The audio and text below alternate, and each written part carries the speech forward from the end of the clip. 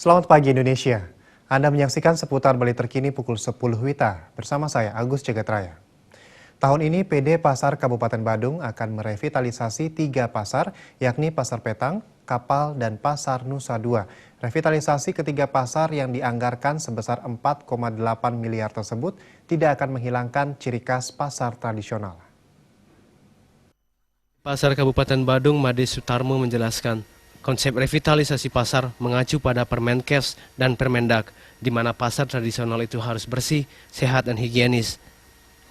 Setelah direvitalisasi, pasar harus dilengkapi dengan fasilitas umum, seperti kamar kecil, tempat parkir, tempat ibadah, dan tempat pembuangan sampah.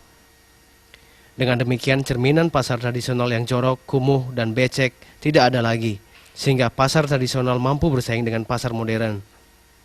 Meski bangunan sudah modern, namun ciri khas pasar tradisional dengan tawar-menawarnya tidak akan hilang.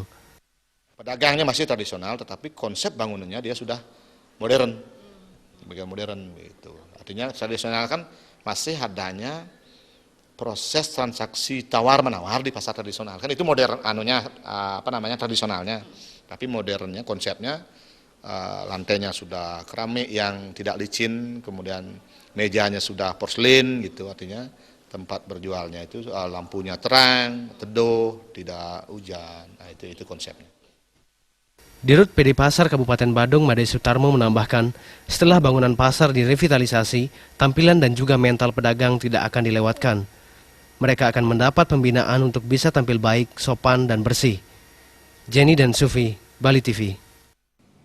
Pemirsa, demikian seputar Bali terkini kali ini. Nantikan informasi menarik kami lainnya dalam seputar Bali terkini 1 jam mendatang. Salam Indonesia.